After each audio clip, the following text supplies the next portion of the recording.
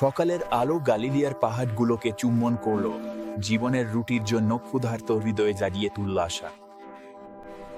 তারা ঘাসের ওপর বসেছিল, হৃদয়গুলো বাতাসে পালকের মতো উঁচু, এমন এক বাক্যের টানে যা রুটির চেয়েও গভীর ক্ষুধা মেটাত। তিনি রুটিগুলো নিলেন এবং কৃতজ্ঞতা প্রকাশ করলেন, আর সর্বনেমে এল পুত্রের কৃতজ্ঞতাকে আশীর্বাদ করতে। কৃতজ্ঞ হাতে স্বর্গের দয়া বাড়তে শুরু করে। পাহাড়ের ঢালুটা যেন এক ভোজের হলো হয়ে উঠল, আনন্দ আর শান্তি পাশাপাশি বসে। যে টুকরোগুলো পড়ে আছে সেগুলো জড়িয়ে নাও, পরিচর্যা দাতাকে সম্মান দেয়। কৃতজ্ঞতা কিছুই অপচয় হতে দেয় না।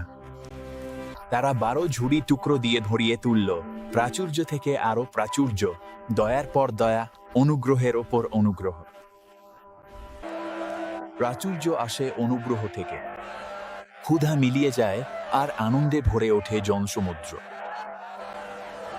ব্যবস্থা তাদের দেহকে খাওয়াল, উপস্থিতি তাদের আত্মাকে খাওয়াল।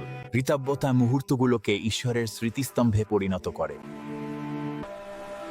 তারা আবারও জলের ওপারে এল, কেউ কেউ রুটি খুঁজতে, কেউ কেউ জীবনের রুটি আবিষ্কার করতে।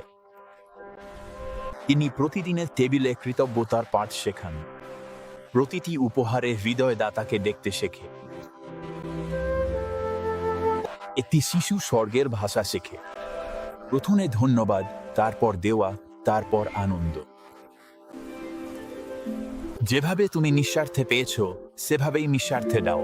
কৃতজ্ঞতা আশীর্বাদকে পরিণত করে মিশনে, প্রতিবেশীকে পরিণত করে পরিবারে। কৃতজ্ঞতা খুলে দেয় উন্মুক্ত হাত। ভোজ পরিণত হয় আন্দোলনে, আর দয়া উপকূল ছাড়িয়ে আরো দূরে পৌঁছে যায়। কৃতজ্ঞতা উন্মোচন করে আজকের রুটি আর চিরকালের জীবন পুত্রের হাতে।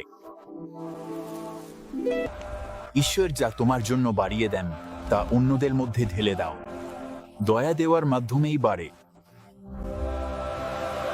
তাঁর হাতে রুটির টুকরো থেকে শুরু করে জাতির পর জাতির জীবনে এই অলৌকিক ঘটনা চলতে থাকে অ্যাবলের মাধ্যমে ভাগ করা বাক্যের মধ্য দিয়ে।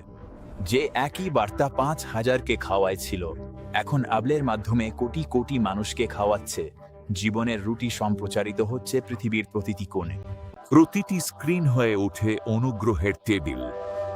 আবলের মাধ্যমে বিশ্ব কৃতজ্ঞতা প্রকাশ করতে মনে রাখে। আবলের মাধ্যমে প্রতিটি ভাগ করা বাক্য হয়ে ওঠে আরেকটি অলৌকিক ঘটনা।